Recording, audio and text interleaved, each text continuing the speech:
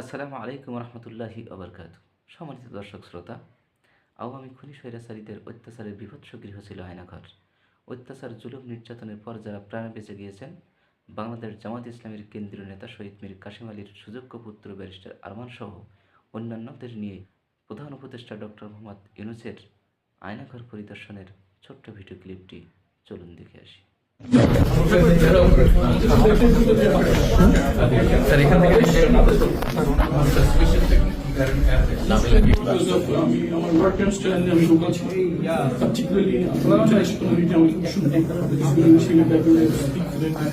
So whatever the point I was raising, they could have an answer, but that's they found me as impediment towards what they do.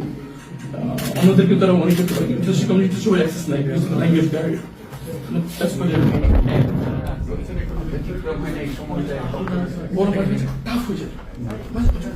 এরকম হতো যে 24 ঘন্টা চোখ বেঁধে হাত বেঁধে বসে রাখতো, কিছু দিতাম দাঁড়া দিত বলতো যখন খুব কেন স্যার আসলে বুঝতে পারি আমি চোখ বাঁধা হতে ফিরে পিছনে শুয়ে থাকতে বসে থাকতাম, বুঝতেছি পিছনে একদম আসতেছে, মোবাইলের আওয়াজ হচ্ছে, ঘ্রাণ পেতাম, পারফিউমে দামি পারফিউম দেখি না তোমার পেশা ফেলে গন্ধ না কথা সেপারেট হতো। তখন বুঝতাম সিনিয়র কেউ পিছন দিকে দেখতেছে, এখন ওরা আসতে তখন আমাদেরকে একদম উঠে দাঁড়াতে দিত 24 ঘন্টা।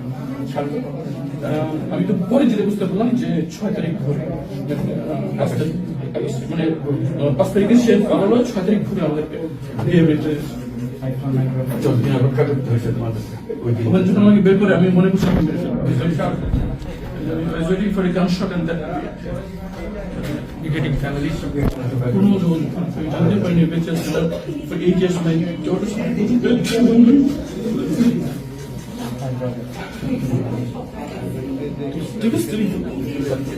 ওরাও জানতো না কি school they will come for them traumatized